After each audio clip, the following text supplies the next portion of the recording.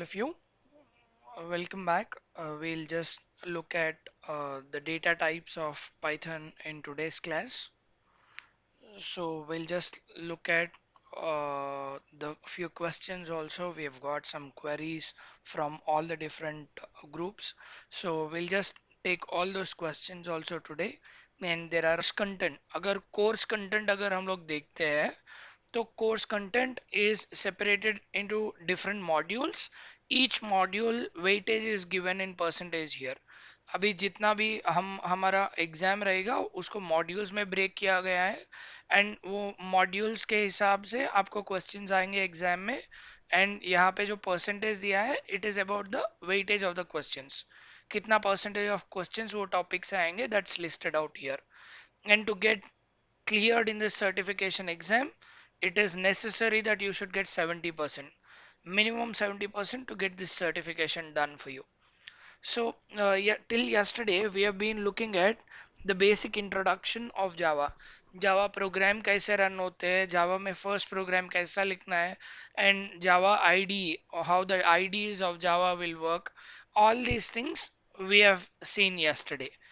कल के क्लास में और परसों के क्लास में अगर हम लोग देखते हैं तो दोनों क्लासेस में हम लोगों ने पूरा बेसिक इंट्रोडक्शन जावा प्रोग्राम कैसा रन होता है जावा कैसे एनवायरनमेंट में एग्जीक्यूट होता है एंड हमारा छोटा सा प्रोग्राम कैसे लिख सकते हैं और डिफरेंट डिफरेंट आईडीज में अलग अलग आईडीज में कैसे एग्जीक्यूट होता है program all that we have seen in the yesterday's class और आज के क्लास में वो प्रोग्राम्स लिखने के लिए लैंग्वेज का सपोर्ट कैसे मिलता है that's about your data types अगर एक प्रोग्राम लिखना चाहते हो तो उसमें कुछ डेटा का ज़रूरत पड़ेगा हर एक प्रोग्राम में कुछ डेटा इनपुट लेके डेटा को ऑपरेट करने के लिए हम लोग प्रोग्राम लिखते हैं तो हमको ये डेटा टाइप्स अच्छी तरह से समझना पड़ेगा we should understand this data types properly so that we can just go ahead and operate on data properly.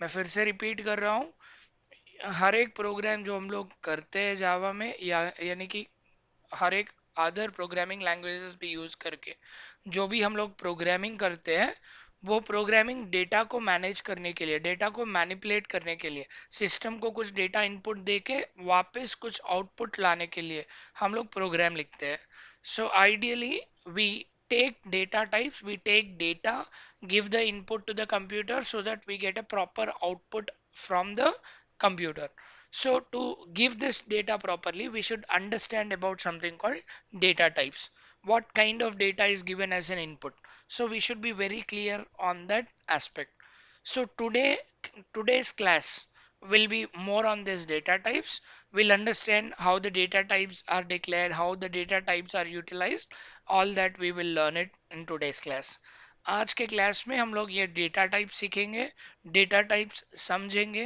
ये डेटा टाइप्स इसलिए यूज करते हैं कि हम लोग अपने सारे प्रोग्राम्स में डेटा का इस्तेमाल करते हैं ये डेटा को इनपुट देने से कंप्यूटर खुद अपना प्रोग्राम एग्जीक्यूट करके वापस एक्सपेक्टेड आउटपुट देता है सो वो प्रोसेस सही तरीके से बनने के लिए हमको ये डेटा टाइप्स सही तरह से जानना पड़ेगा सो आज हम लोग देखते हैं डेटा टाइप्स कैसे होते हैं जावा में जावा में हमारे पास दो तरीके के डेटा होते हैं एक एक है प्रिमिटिव डेटा टाइप दूसरा है non primitive data type so in Java programming, we have two different data types.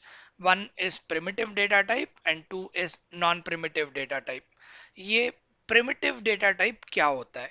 Primitive data type ऐसा data type होता है वो एक एक डेटा स्टोर करके आपके सिस्टम में एग्जीक्यूट करता है यानी कि एक सिंगल नंबर हो या फिर एक सिंगल स्टेटमेंट हो या फिर पैराग्राफ हो एक आइटम को एक एक डेटा आइटम को स्टोर करने के लिए हम लोग प्रिमिटिव डेटा टाइप यूज करते हैं I repeat it primitive data type is a data type where we use it for an individual data item say that data item can be a string a number again has subcategories like integer or float or short ऐसे करके हमारे हमारे एक item को store करने के लिए preferably हमारा primitive data types, system data, हमारा लैंग्वेज डेटा टाइप्स यूज करते हैं।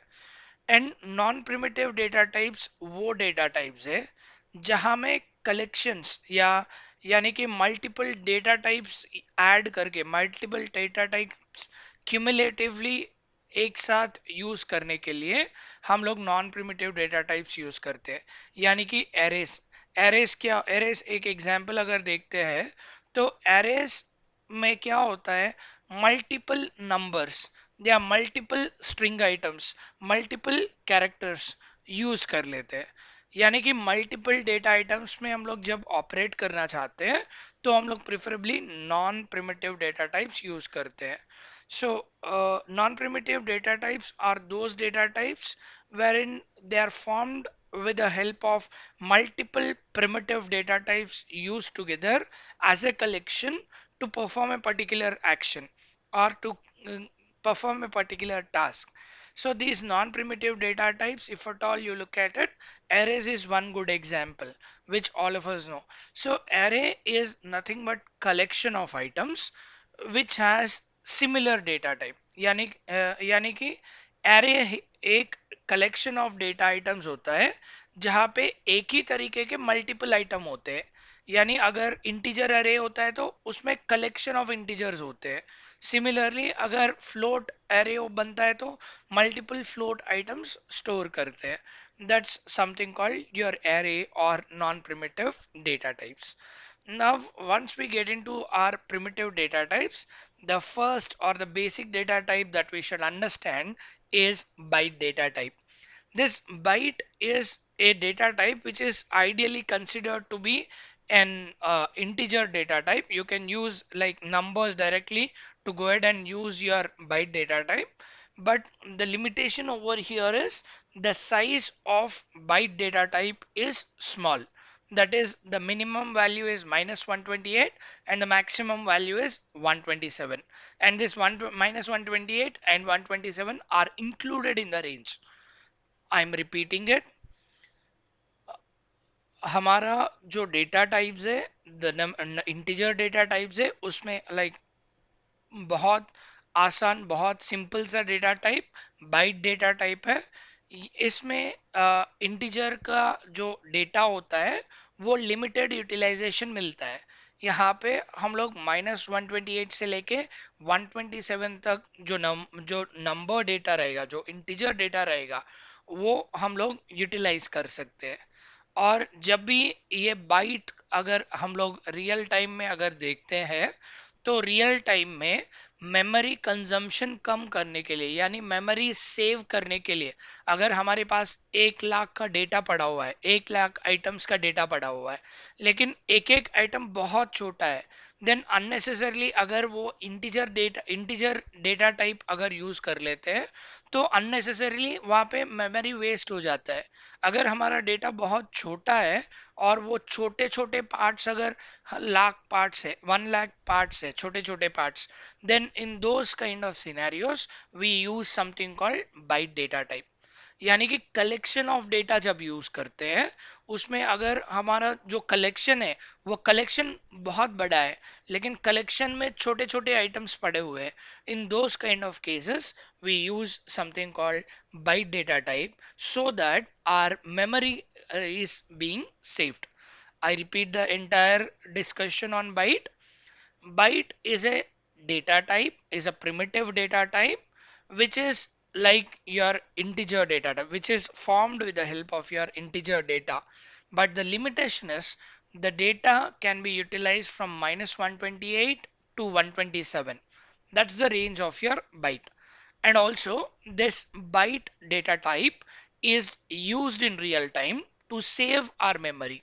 This byte data type is utilized to save our memory when we use it in collection of data. Say I have a collection of data where I have huge data, but individual items in the data are very small. Then I don't unnecessarily end up allocating lot of memory for each individual item. So we use byte so that the individual item memory is small, so that at the end of the day when I use huge data I consume lot of memory also. That's an advantage of using something called byte data type. That's an advantage of using something called byte data type. Now we just look at this byte data type with an example. So which is already available on my screen. Now I declare a class and I just go ahead and declare that variable num in this case is defined as byte data type. Once I define it as byte data type, then once I assign the value, as I have told you, I can give the integer value, but the range of the integer value is specified between -128 to 127. So whatever the values that I assign it there, that will be printed. So we'll just look at this example. I'll just go ahead with Visual Studio Code. Visual studio code में हम लोग एक नया programme लिखना start कर देते हैं. Otherwise we'll just create a new file and ये फाइल को हम लोग सेव कर लेते हैं. सेव एज हम लोग ये डेस्कटॉप में सेव कर लेते हैं and I wanted to save this as a Java file. So I'm sorry, I should save this as a Java file. I select this as Java and I'll write it as data type. So I'll put it as data T. And then I just come back here so that once I get into it, I can just go ahead and create my own class. So in order to create my own class, I'll just write it as public class and I give the name of my class as the name of the file, which is data T, and then I just come back and put it as main method. So now I have my class and the main method listed out here. Now what is that I wanted to do over here is I wanted to go ahead and create a byte variable as in I created here. यहाँ पे जो byte variable था उसी तरीके से हम लोग यहाँ पे byte variable create कर लेते हैं. We just come here and then write it. My data type is byte and I'll give it as num, and now I give my num with a value equal to 100. Now to print it, I just come back and print it as system dot out dot println, and in this I just go ahead and print my num data type. Now once I just go ahead and execute this, it says again this particular class is not available. Let me just see. It's all available. Otherwise we'll just use our other ID that we have seen yesterday, that is IntelliJ ID, so that there is no configuration issue.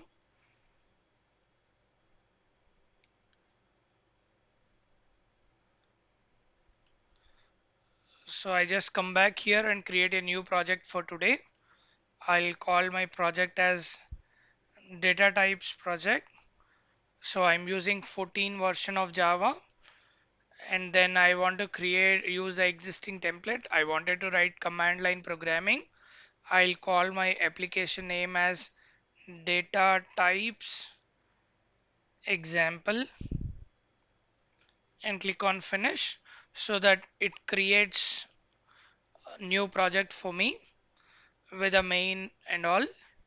Now we start writing our code directly. I will create a variable byte and उसका variable का name है num, and then मैं variable declare कर लिया हूँ, bite type का variable num करके create कर लिया हूँ. अभी मैं ये num को वैल्यू असाइन करता हूँ. I have assigned my value 100 to the number variable. Now after assigning it, I just wanted to print it out. So I'll put it as system dot out dot println, and in this I wanted to give the variable num. Once I have this, now I'm ready to execute my program. I'll just execute and see what is the output of it. So it's running. Now we have the output as 100. Now we will try to take the value as 300 and try to execute the same program. Once I execute it, see there is an error saying that it is a byte type.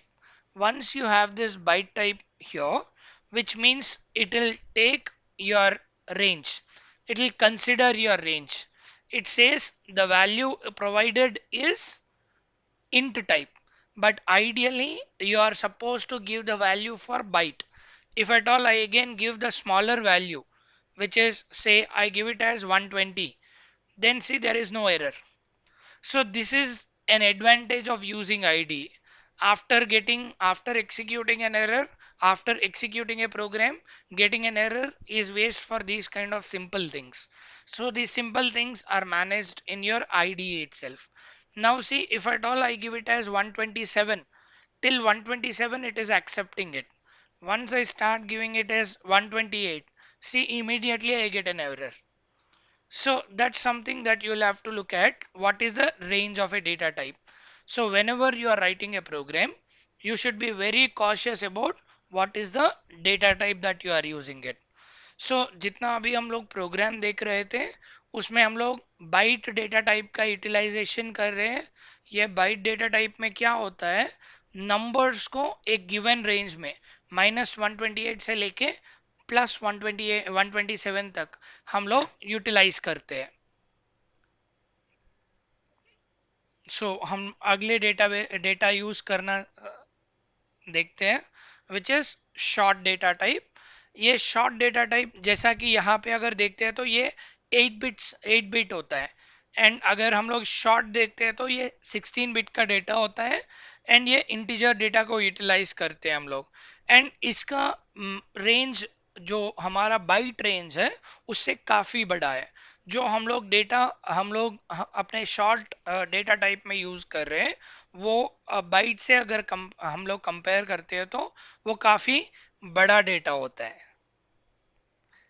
मैं यहाँ पे फिर से example के साथ आपको बताता हूँ. यहाँ पे हम लोग ये वेरिएबल को फिर से instead of calling it as byte हम लोग ये शॉर्ट डेटा टाइप करके लेते हैं. और अगर हम लोग यहाँ पे देखते हैं तो ये डेटा टाइप को हम ये डेटा वैल्यू को अगर हम लोग 1000 भी देते हैं, even if you make it as 1000, it will not raise any error because the range of your short data type is much higher. Short data type is having a range which is from -32,000 odd to your +32,000 odd. So once you look at this range, the range of short is very high when you compare it with byte data type. This is what you should remember it while working with the data types. And also this the very good importance of your byte and short data type is these data types are used in real time to ensure that the program is saving your memory. When we are working with a huge amount of data, when we are working on a large collection of data, then we try to reduce the memory utilization with the help of these data types called short and byte. Whenever your data type is comparatively bit higher, then you preferably use short. If it is very small, then you preferably use it something called byte. मैं ये फिर से पूरा repeat कर रहा हूँ. Short data type एक ऐसा डेटा टाइप है वो इंटीजर डेटा को वो स्टोर कर लेता है. लेकिन इस ये द डिफरेंस बिटवीन जो डिफरेंस है शॉर्ट का और बाइट का डिफरेंस है. तो बाइट हमारा 8 बिट का डेटा टाइप होता है, एंड यहाँ पे हमारा शॉर्ट है 16 बिट का. This is the first difference. और दूसरा डिफरेंस है हमारा बाइट बहुत छोटा वैल्यू को स्टोर करता है, लेकिन हमारा शॉर्ट काफी बड़ा डेटा को स्टोर कर सकता है।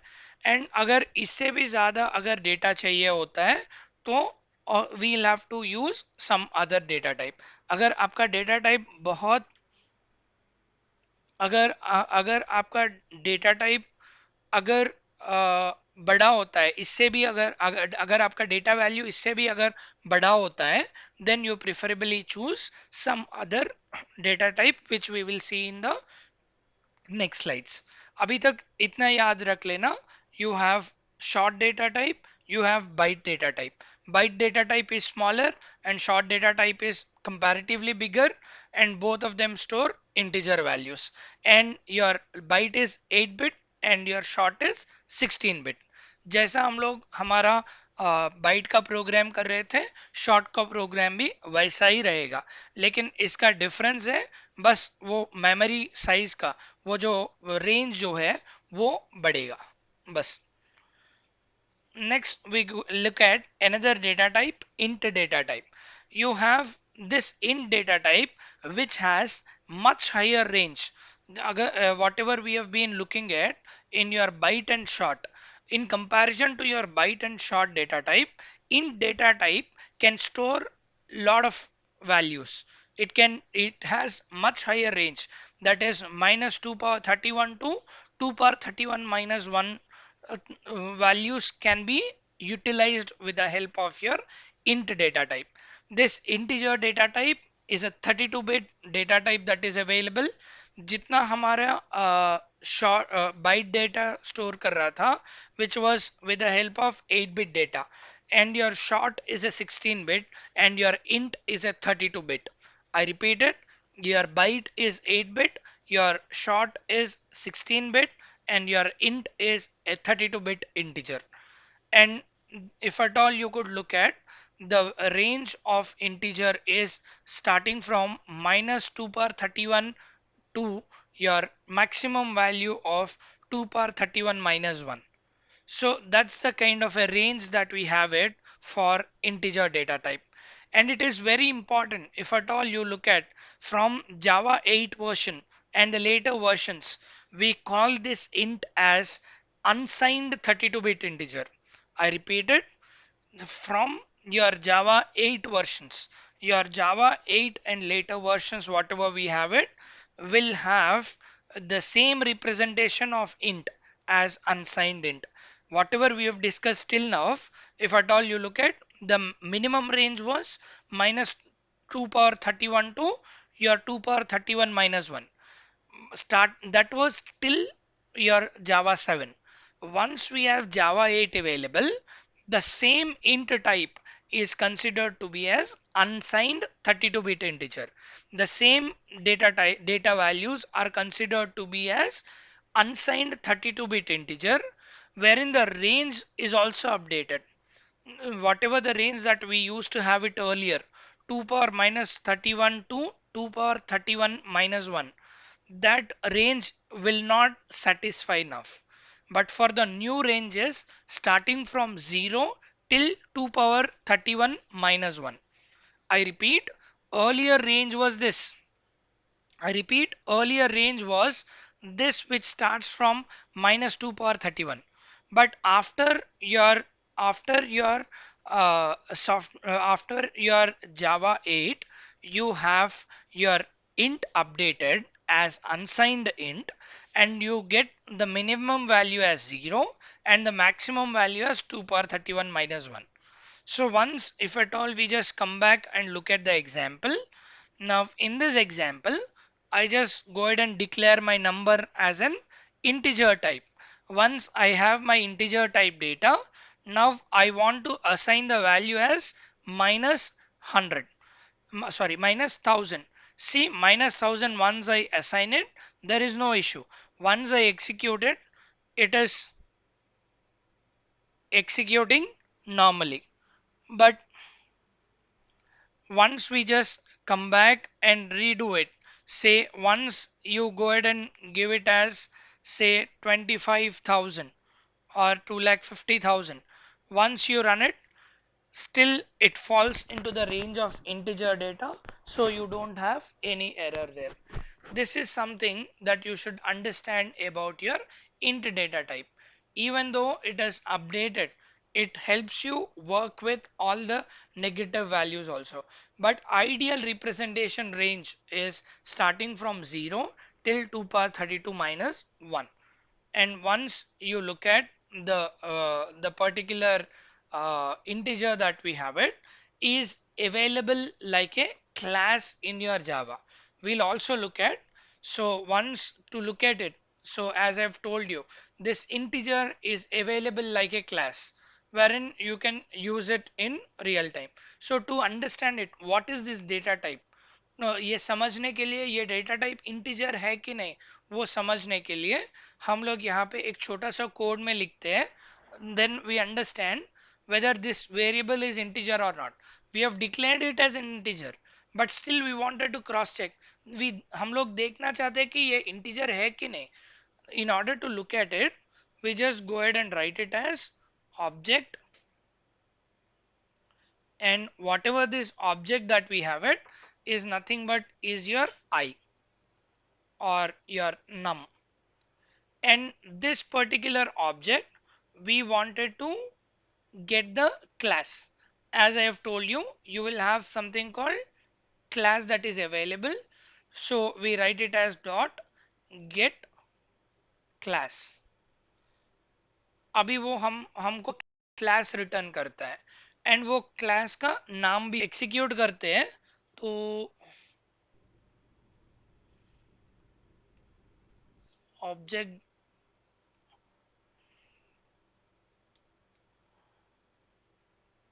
it's not taking it up.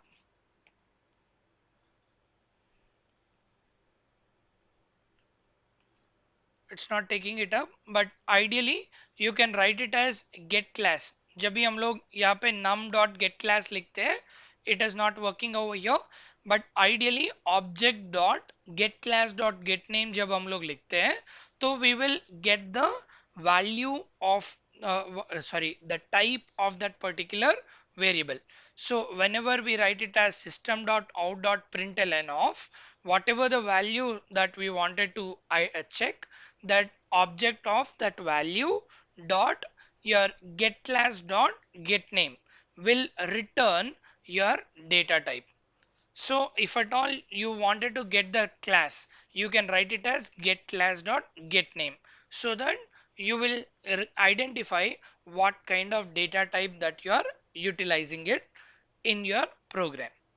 Similarly, you have another data type to work with integers called your long data type, where it is working with something called 64-bit data type. So if it is int, then it was working with 32-bit, and if it is long, then it will work with 64-bit.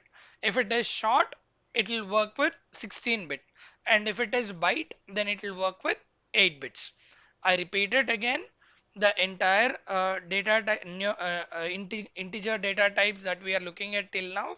The first one that we were looking at was your byte data type, which was 8-bit to 2's complement of integer, and then your second data type, which is your short, which is your 16-bit data type of the type integer, and then the third one that we have it, which is your int data type, which is your 32-bit, and your long is a 64-bit data type that is available with the integers. Now the range is much higher than what we are using with int. Whatever you are using with int, almost 2 times of the storage that we can use it in your long data type. And as in I have told you, we have been calling them as your whatever we have been using it in integer, we were calling it as unsigned 64-bit long. Here also we'll call it as your unsigned 32-bit long for your integer, and here we call it as unsigned 64-bit long for your long values. And again, the range, because of this, the range is also updated. It used to start from minus 2 power 63, now it starts from 0.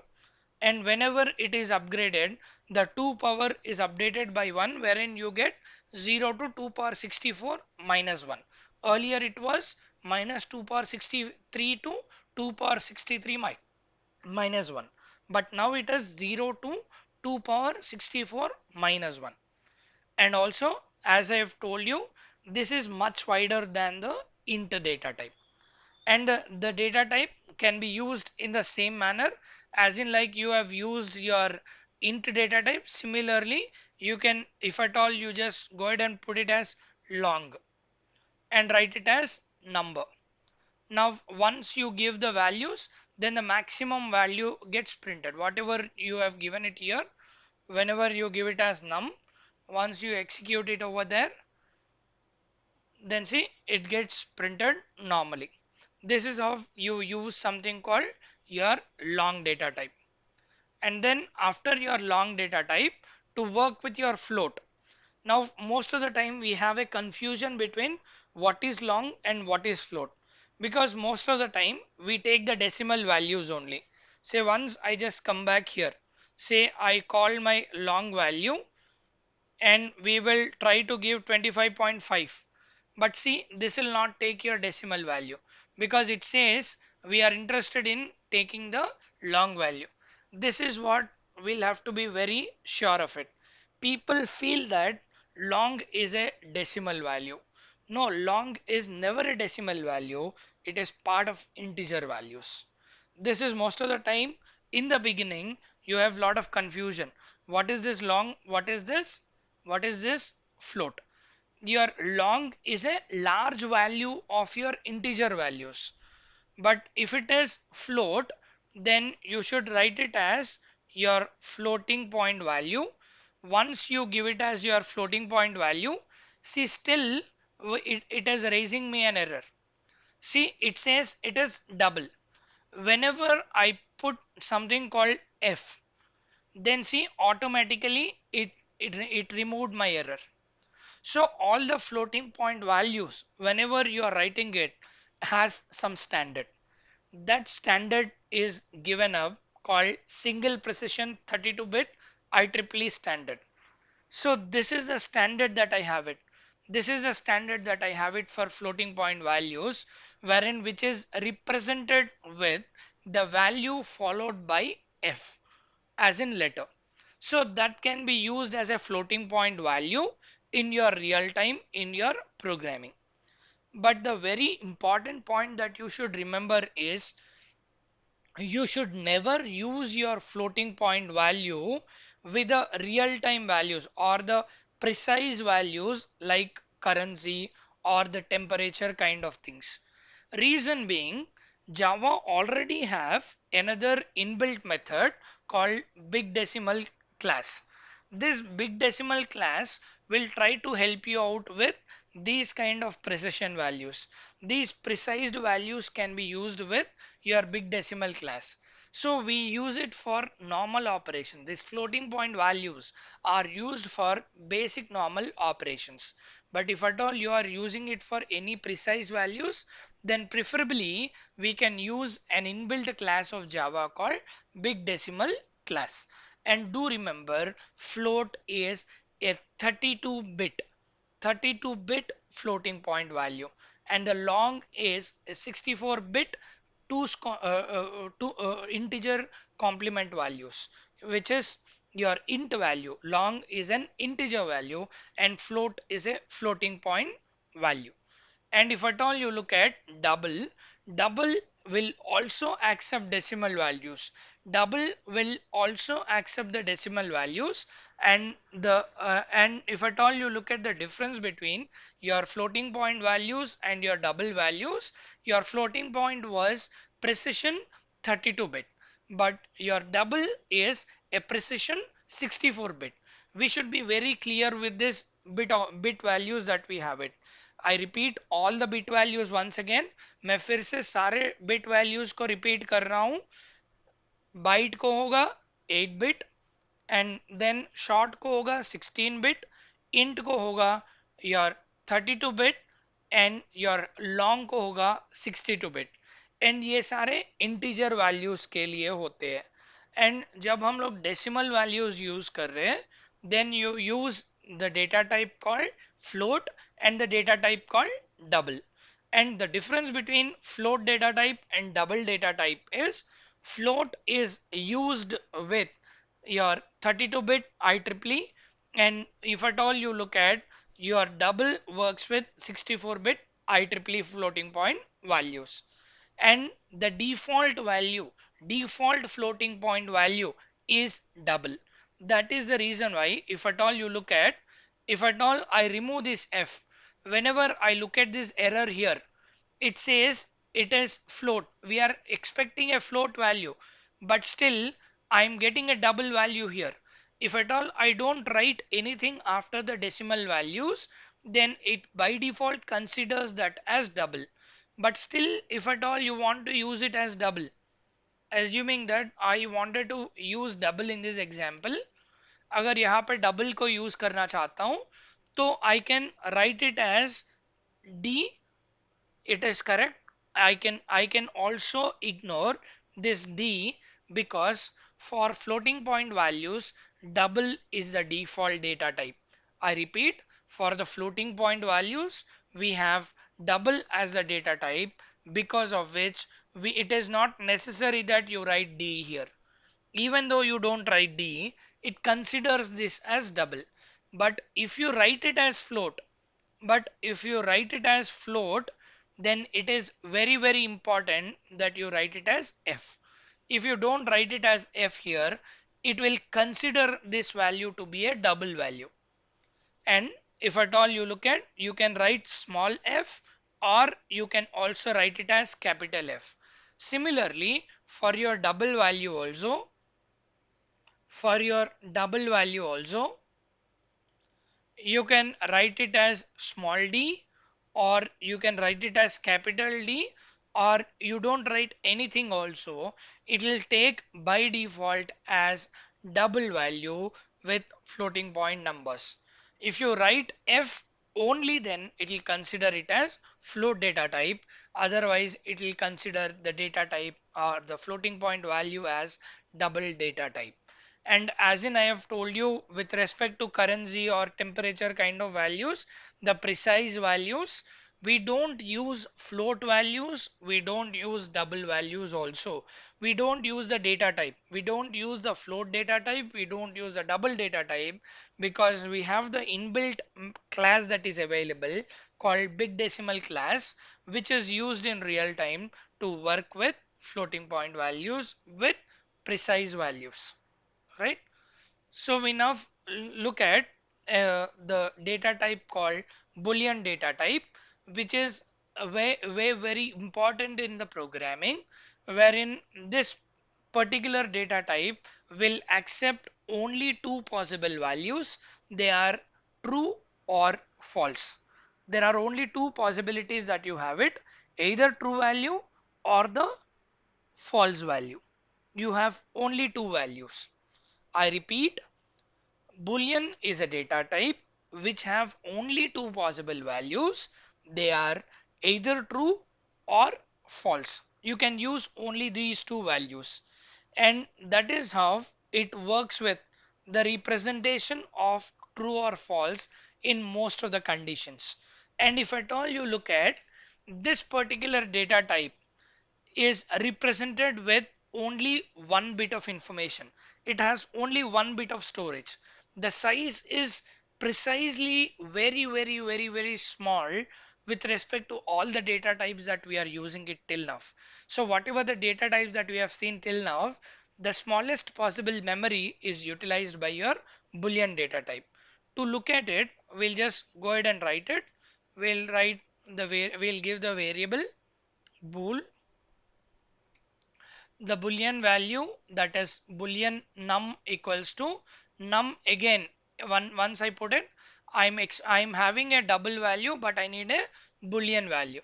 To give a boolean value, I write it as, I can give it as either false or I can give it as true. See, automatically it got corrected. That's an advantage of using your IDE. Now once I go ahead and run this, see, there is an error coming up because my false is an existing keyword. See this create field false. Now what is that I'm supposed to do it?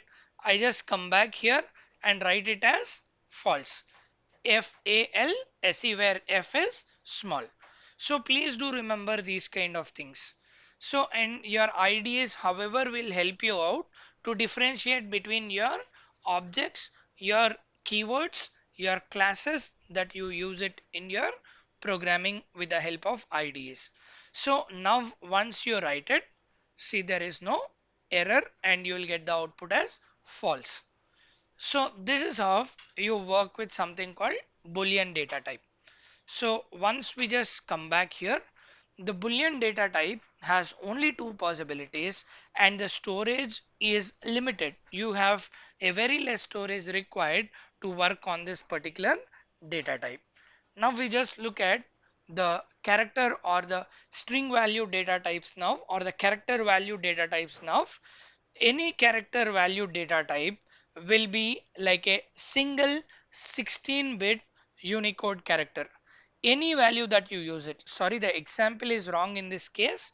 The example is still showing me the Boolean value here. I'll run the character value example. But for the time being, do understand character data type is nothing but a 16-bit Unicode character type. So which will be a character type.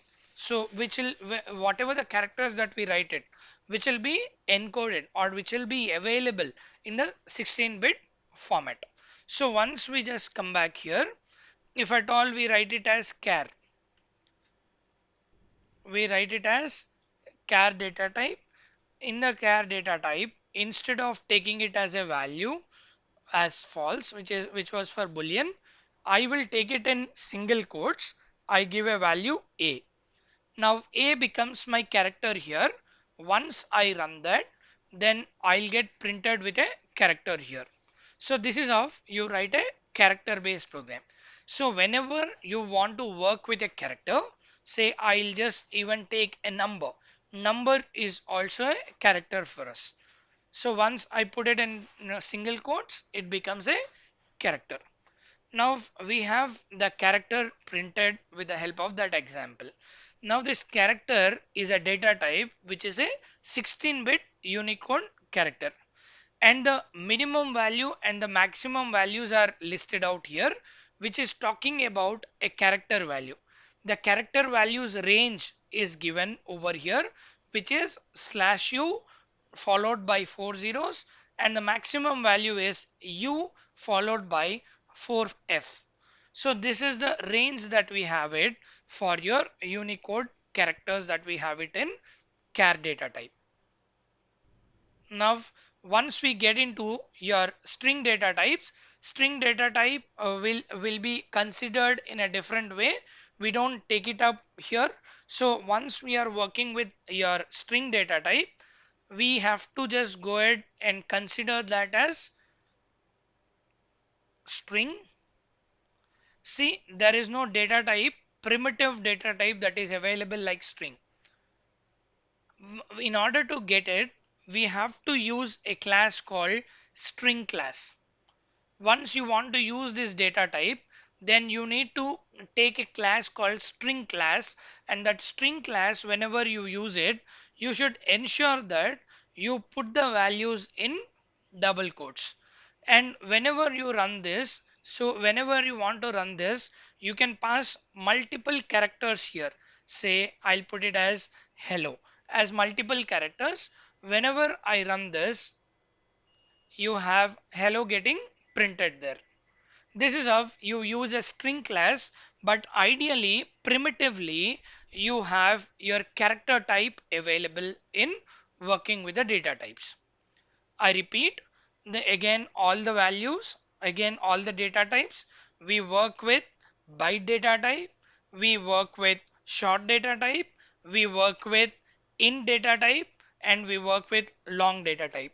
These four data types are used with something called integers.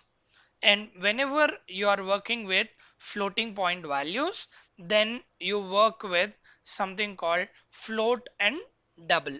And whenever you are working with your character data types, in the character data types, whenever you are working, you work with something called your characters. And whenever you want to have collection of characters, then Java has an inbuilt class. Java has an inbuilt class which is nothing but your java.lang.string. You have a class called java.lang.string, which has an existing data type which uses collection of characters, This is what we have seen right now as an example. So under primitive data type, you cannot consider string as a data type there.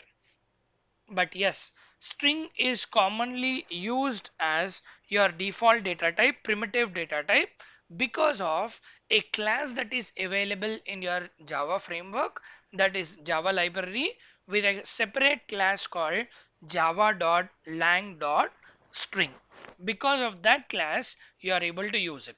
That's an advantage of using your Java library. Now, once we just get into the next slide, we look at what are the default values. Everybody of us should understand, if at all you don't mention any value, or if at all you don't declare by default what could be the values of my data type. So by default, for all the integer values, the values will be 0. Now if at all you look at any value, if at all you want to consider that as long, then you should mention that integer value followed by L, which can be a small l or a capital L, it doesn't matter, but you should mention it as L. And preferably you prefer to go with something called L capital. That's because whenever you give it a small l, we could not differentiate l with other similar characters. That's the reason why we preferably use capital L with something called long. I again repeat, the data types, जितने भी हमारे पास data types हैं, ये सारे data types के default values हमको समझना पड़ेगा. We should understand these default values of every data type. By default, your byte, short, int, long, all these values will give you 0 as a default value. But for long, whenever you are using long data type, you should ensure that your default value is 0 L. And whenever you are using floating point values, you have again two data types, that is float and double, which is your 32 and your 64-bit versions. Again, if at all you look at, your floating point value has again 0.0f and 0.0d. And whenever you are working with the default value of a character, then it is the least value, that is your /u 0000 is the default value. And whenever you are using your string class, then your default value will be null. I repeat, whenever you use the default value of a string, it will be null. And whenever you use boolean, the default value is false. You should recollect all of this because there might be a multiple choice question in these kind of things. So ensure you guys remember this tabular form, especially what are the default values of the default data types. You should ensure that you remember all of this. Now we understand all the data types of Java programming, that is primitive data types. Now non-primitive data types, like your array data type, your class data type, that we will learn it whenever we are writing our programs. So once we complete our basic programming, then we will start looking at something called your non-primitive data types, because first we should start working with single values and be very familiar with lot of Java programs. Then we can get into something called your collection of values, that we will do it later once we start writing some programs. सो आप आज के दिन में हम लोग बस primitive data types देख रहे हैं। ये प्रिमिटिव डेटा टाइप्स में हम लोग एक सिंगल वैल्यू ऑपरेशन देख रहे हैं, ताकि हम लोग जब प्रोग्रामिंग में चले जाते हैं, जब प्रोग्रामिंग कर रहे हैं, तब हम लोग सीखेंगे non primitive data types during our course. Because हमको ये प्रोग्रामिंग फेमिलियर होना चाहिए होता है। जब ये प्रोग्रामिंग फेमिलियर हो जाता है, देन मल्टीपल वैल्यूज से यूज करना, मल्टीपल वैल्यूज से काम करना, that we will learn it later. And अभी तक हम लोग जो सीखे हैं that is about the data types. Data कैसे होता है, अभी हम लोग ये सीखेंगे डेटा कैसे देते हैं इनपुट। डेटा डेटा का इनपुट कैसे देना होगा। So if at all you look at, till now we have seen something called data types. The data types will tell us what kind of data that we are using it, or what type of data that we are working on. Now we will see how to give a fixed value to a particular variable or a particular data type. It means whenever I just come and call this particular variable int num, now it is my responsibility, whenever I declare this num as an int data type, whenever I declare my variable as an int data type, it is my responsibility that I should supply my data in the integer format only. This particular integer data that I am supplying it is called, or the value that I am supplying it to this particular number variable is called literal. Now, once we look at, literal is nothing but a fixed value that we assign to a variable in a program. In any program, whatever the values that we assign it in for a variable is considered as a literal. You can now, in the example, if you could see it on my screen, the screen has byte data type with a variable b. Now the b is assigned with the value 100, which is an integer literal, which is a literal which has value 100. Now similarly, short s is a variable of the type short, and 200 is my literal. Similarly, int num equal to 133 13131. Now this num is a integer variable, and the value that I have it for the num variable is considered to be a literal. Similarly, when I am using long, L, L becomes my variable and the value becomes my literal. Hope everybody is now clear with what is a literal. So literals are nothing but assigning the values directly in a program. You don't require any computation. You don't require any compiler support. You directly give a value. You don't require any computation for that. That's called as your literal. That's one of the features of your literal. So literal is nothing but a fixed value that you assign it to a variable, and also it doesn't require any computation. That's something called your literal. Now to understand literal, integer literals are available in different formats. So what are these? First one, which is a decimal format. Decimal format means all the numbers which are starting from 0 to 9, whatever we represent it, say 26, 46, 139, 159, these are formed with the help of 0 to 9 characters or 0 to 9 digits. These are called your decimal values. These are with the base value as 10, we work with these values where you get 0 to 9. Where you have another numbering system called hexadecimal value, where the base value is 16, where you have the values with the digits formation starting from 0 to 9, and also A to F. A number can be formed with the help of 0 to 9 and also A to F. This is called your hexadecimal value, a value which is the combination of your numbers as well as letters which fall between A to F. That's something called as your hexadecimal values. And binary values are nothing but the values which work with base as 2. and these values has only two digits, which are either 0 or 1. I repeat, you have either 0 or 1. So I repeated the entire integer literals that we are working with. So all the literals, say here in the literals I have given only all the integer values, all the decimal values. All the decimal values means the values between 0 and 9.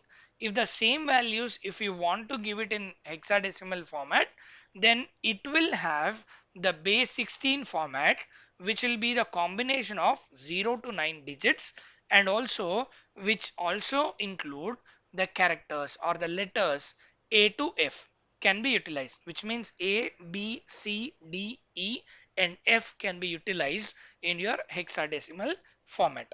In binary format, you have base 2, where you have only 0 and 1 digits available. Hope I'm clear. You could see the examples with a comment. You can understand how the decimal values, hexadecimal values, and binary values are listed out here. Now we look at floating point literals. Floating point literals are like your integer values. You have your floating point values. So as I have told you, the floating point values are given with f if it is float. If it is double, it is given by d. I repeat, the floating point values are given by f if it is float and d if it is double. I repeat, floating point values are given with f if it is float, are given with d if it is double. In this example on my screen, d1 is a double value, because of which I don't have 123.4d, because double is my default data type, because of which it is not mandatory that I write it as d. I can also write it as 123.4, which is automatically understood that d1 is a double data type. Now these values that I'm assigning it can be assigned directly as a floating point values, or you can also give it in scientific notation. That scientific notation is using your f or d values in any of the programming. So here, if at all you look at the double D2 value is given as 1234 E2, which is a scientific notation of your existing values. Similar existing double value, whatever you have it, for the same value you have the scientific notation. Similarly, the same scientific notation given in floating point value is given as 123.4 F. This is how you work with something called floating point literals. Floating point literals are nothing but fixed values, which are nothing but your floating point fixed values that we use it in our programming. That can be used directly as double, or that can be used as float, or that can be used in scientific notation, both in float and double. That's something called your floating point literals. Now we just look at character and string literals. Before looking at it, we will take a 5-minute break. It is 3 o'clock now. So all of us will give attendance in our respective groups.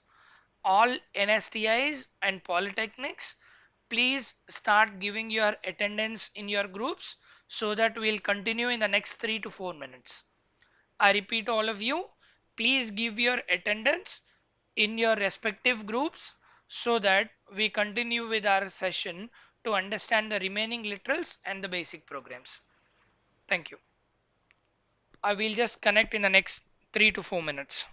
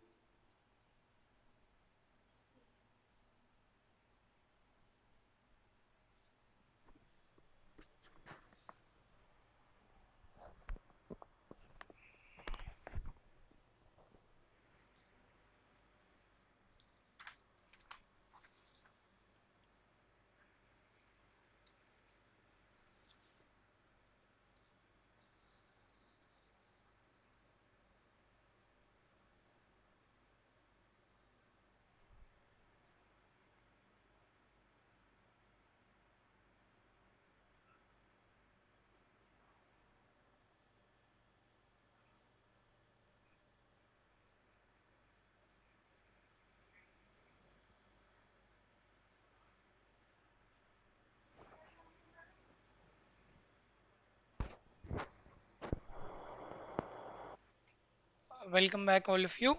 So we'll just look at uh, the literals, that is character and string literals. I repeat, hope everybody is back from your attendance and your Kaizala groups. Right.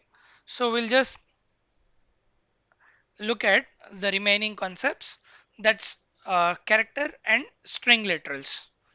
As I've told you, we are trying to give a fixed value to our variable that we have defined it with a particular data type.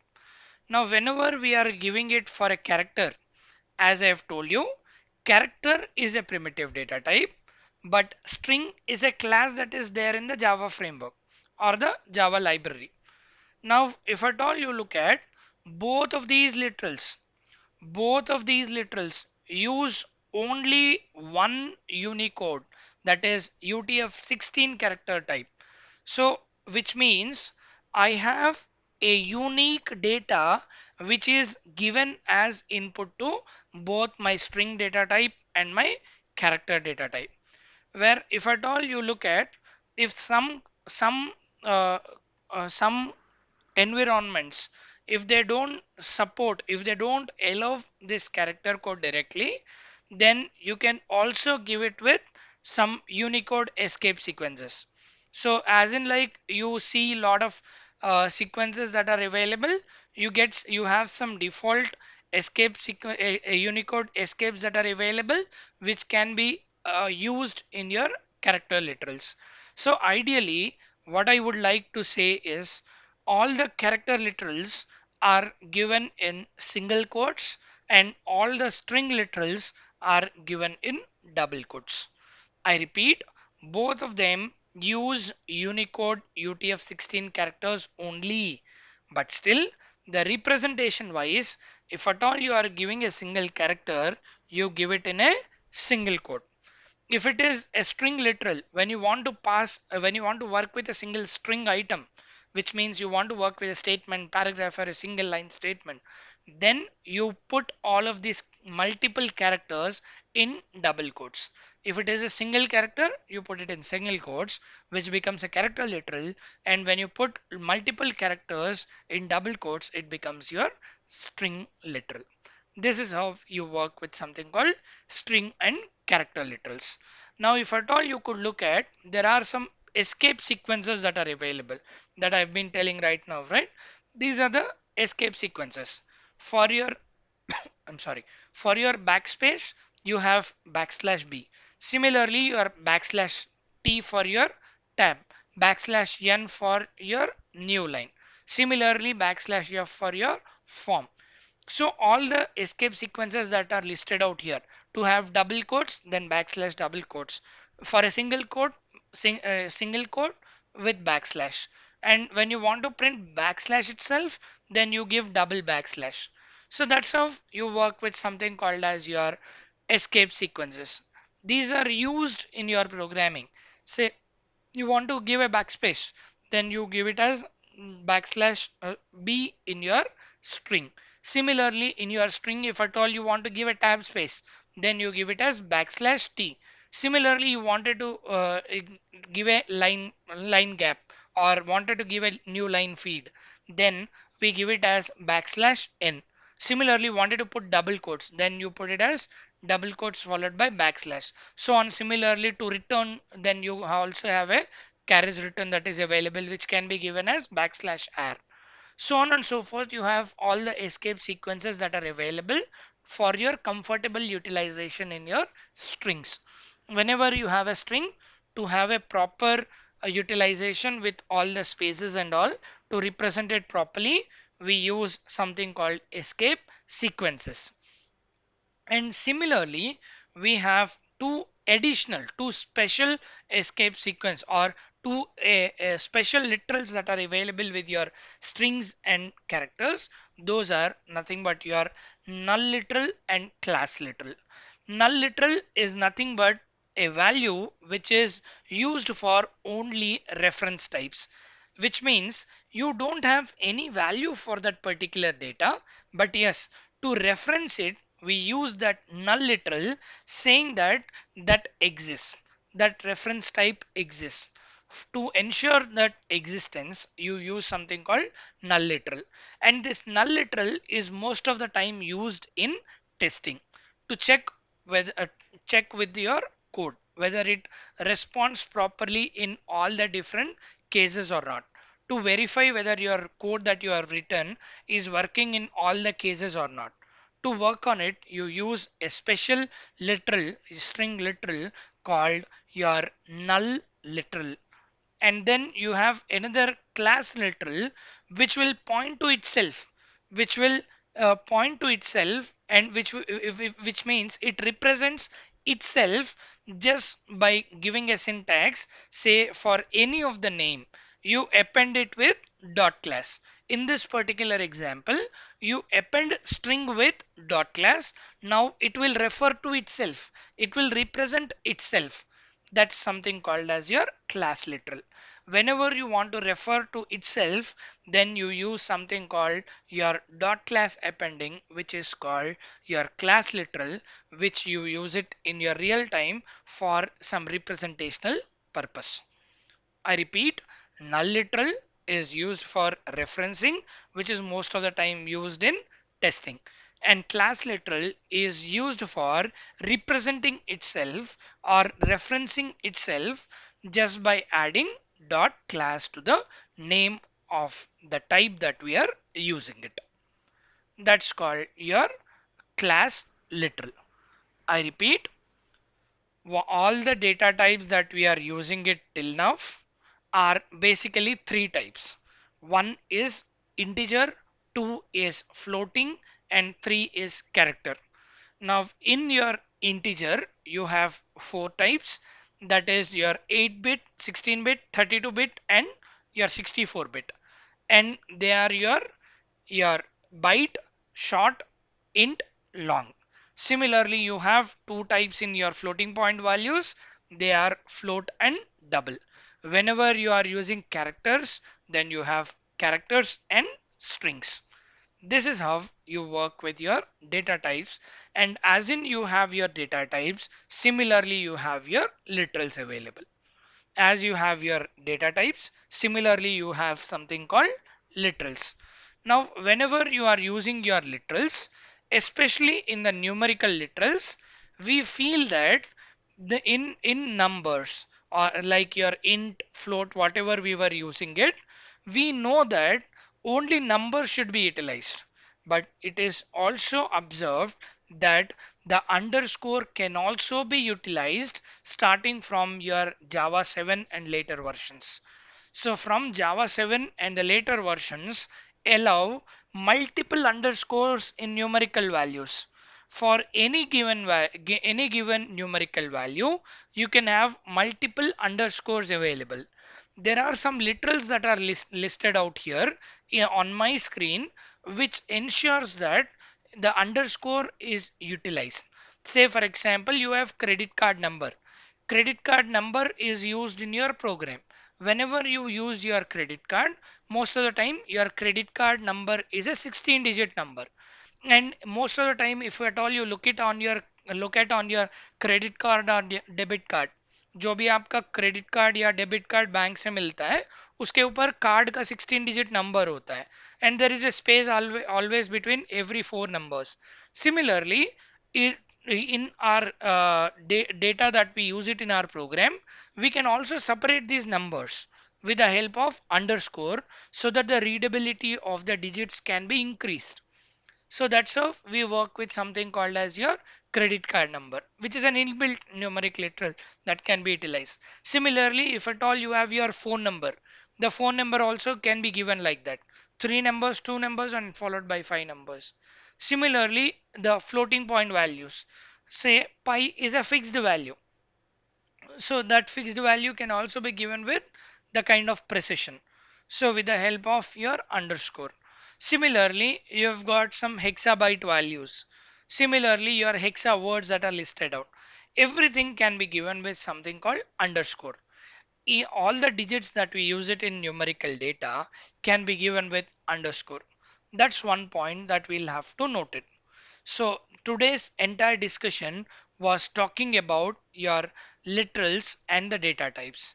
And there are certain things where you cannot use your underscore with numerical literals. There are only four rules that you should maintain while using underscores. Those four rules are: at the beginning or at the end, you cannot use underscore.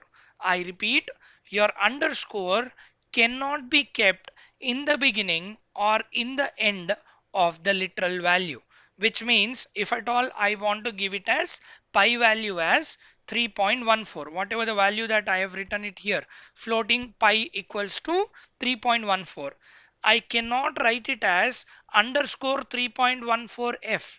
I should not write it because in the beginning it will not allow underscore. Similarly, I cannot write it after the value, that is 3.14 underscore. I cannot write it. That's something called your first rule. And the second rule is adjacent to a decimal value in a floating point literal. You cannot put it even after your decimal point values. See, if at all you look at in this example, just after 3.14, there is no underscore. But in between your 3.1415, between 14 and 15 you have underscore, but not in the beginning. That is, it is not listed out as 3 point underscore 14 is not given. You cannot put it very adjacent to the decimal point in a floating point literal. And also you cannot put it prior to an f or l suffix, which means you cannot put it before your f, which means if at all you look at this example, 3.1415 underscore f cannot be written. Say, I repeat, you cannot write it as 3.1415 underscore f. You cannot write it like this because before this you cannot write it. That's one of the third rule. So you cannot use prior to your floating point value or a long value or a double value or a or a long value or a float value or a double value, whatever the suffixes that you use it, before that suffixes you cannot use your underscore. And the last but not the least, where you cannot use it in positions where the string of digit is expected. Say, for example, E. If at all you use a character E in your number, then you cannot write your underscore there. With that, in that position, you cannot use your underscore where a string of digits is expected. Say E of 2, wherever we have been using it in our presentation, you cannot use it in that particular position. Please do remember these rules and how you can use it. This is how you can use it, where you can use it in between, and you cannot use it as in like these four areas. Now please do remember there will be some multiple choice questions where usage of underscore is given with the combination of numbers, and you will have to choose the right way of declaring an integer value or a floating point value or any other string values. You should be very clear of declaring a variable. If at all you could look at our presentation, if at all you could look at our presentation, the first slide, I'll just go back here. The first slide that I've been talking to you from the day one are very important concept. If at all you look at variable declarations and expressions has more of our percentage, so you should be very clear about this variable declaration. That is the reason why we are spending so much time on today's class. Otherwise everybody of us know what is a int data type, what is a float data type, what is a character data type and string data type, but we should be very clear what is its bit storage and what is its range and how you can use it. And in tomorrow's class we continue with these data types where we understand how to convert one data type into other data type. So all that we'll see in tomorrow's class. But for today, do understand you have to learn about something called data type and the literal. Data type will talk about what kind of value that we are going to use it, and literal will talk about what kind of value that I'm assigning to the variable, how I am assigning my value to the variable. What kind of variable will talk about data type. What is the value that I'm assigning will is nothing but your literal. Right, now we'll try to look at some very basic program which is very essential for us so that we can continue with data operations typecasting in tomorrow's class. But for today we understand the basic operation, whatever the addition program that we have done yesterday, the same program we'll try to do it now. Just a second.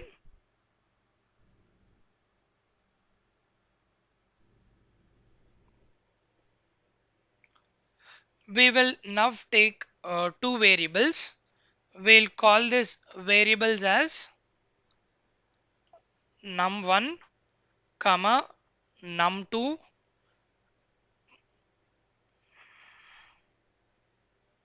comma sum1. It is num2, I'm sorry.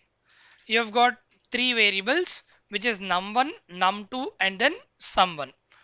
Now to get the addition or to get the result which is addition result of num1 and num2, I take it as num1 equals to 10 and then num2 equals to 20, and then I give it as sum1 equals to num1 plus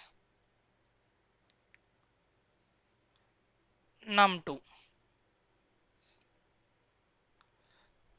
num1 plus num2.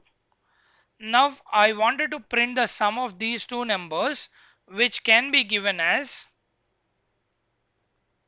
your sum1 variable directly on this. You have got your value 30, which is the sum of two numbers. This is called statically accessing the variables. Now I have got my num1 and num2 as two variables, and the values are given by default. These values will never change. Even I run this program for 100 times, my value of I and my value of my value of num1 and my value of num2 will never change. But if at all I want to make this same program, if at all I want to make this program, the same program as a dynamic program, then I should ensure that these values that I'm using it, I get it dynamically. To get the values dynamically, I should ensure that the values are accepted from the keyboard. Whenever I try to access these values, जब भी मैं ये values को keyboard से accept करना चाहता हूँ, so whenever I run this program, I want to get these values from the keyboard. Then in those kind of cases, in that particular scenario, what I do is there are multiple ways of getting these values from the keyboard. We'll try to see one such usage. Keyboard से values लेने के लिए हमको कई तरीके हैं, उनमें से एक तरीका को एक एक मेथड को हम लोग अभी देखते हैं. So that one way that commonly being used today is using something called scanner. It is nothing but using scanner class. Now we'll try to use that scanner class. In order to get the support of that scanner class into our program, we go ahead and import the particular Java library. To import it, we use a keyword called import. Once you write this import, then it will try to go ahead and search for the existing libraries and get the support into your program. I wanted to get the Java support, and similarly I want to get the support of a package called util, and then I want to get a support of a class called scanner dot util dot scanner.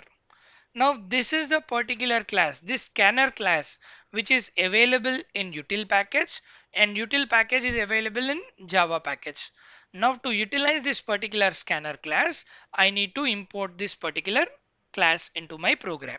To import it, I write it as import java.util.scanner.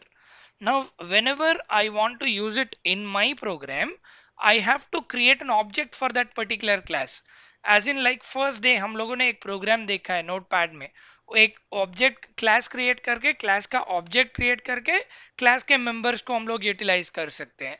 Similarly अभी हम लोग यहाँ पे ये जो scanner है, ये हम लोग मेन मेथड को और अच्छी तरीके से लिख लेते हैं, और in this now will try to write it,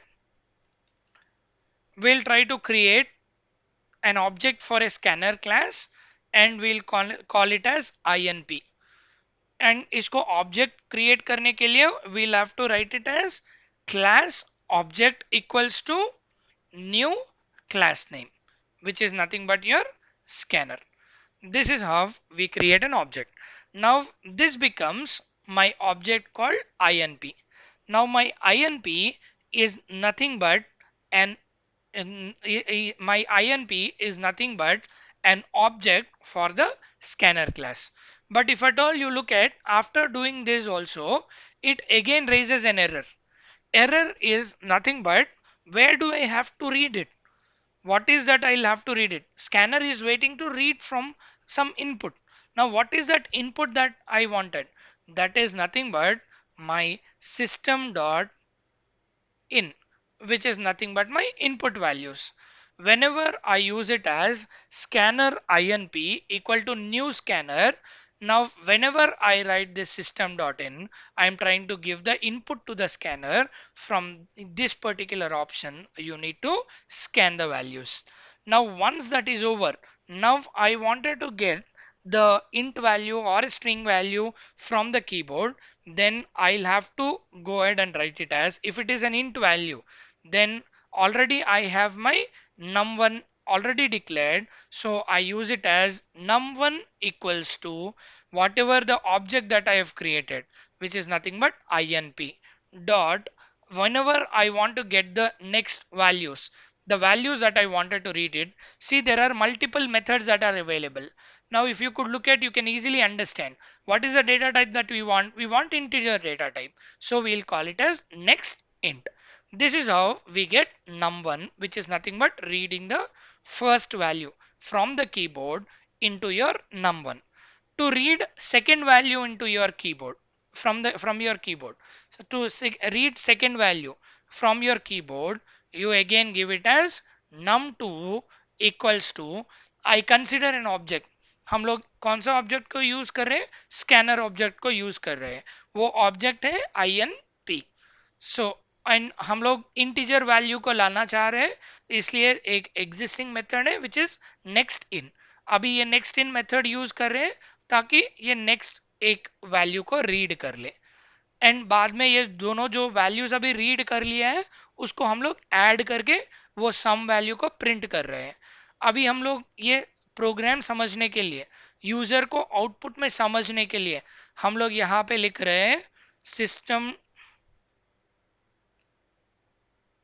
dot out dot print ln, and यहाँ पे लिख रहे हैं एंटर द